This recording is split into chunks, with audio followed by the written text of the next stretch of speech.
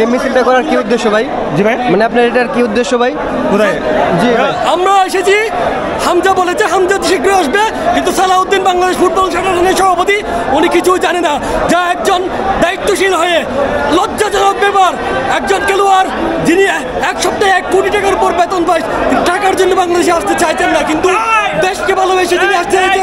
তাকে সালাউদ্দিনের কত নিজের গদি ধরে রাখার জন্য তিনি বাংলাদেশের ফুটবলকে ধীরে ধীরে সর্বনাশ করে দিচ্ছে। ঠিক আছে, তো বাংলাদেশ কি সালাউদ্দিনকে হাঁটাও, বাংলাদেশ ফুটবল বাঁচাও। তো সবার এখানে স্লোগান হচ্ছে সালাউদ্দিন হাঁটাও, বাংলাদেশ ফুটবল বাঁচাও, সালাউদ্দিন হাঁটাও, বাংলাদেশ ফুটবল বাঁচাও। আমাদের একটাই দাবি, একটাই স্লোগান, আমরা বাংলাদেশের ফুটবলকে আরো অনেক উপরে দেখতে চাই। তো সালাউদ্দিন হাঁটাও, বাংলাদেশ বাঁচাও।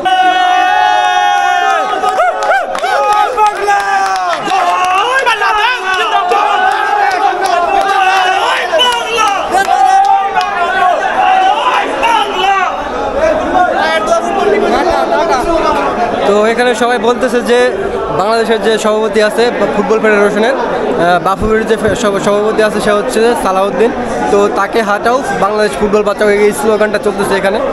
তো সবার একটাই আশা, একটাই প্রত্যাশা, সেটা হচ্ছে সালাউদ্দিন হাঁটাও, বাংলাদেশের ফুটবল বাঁচাও।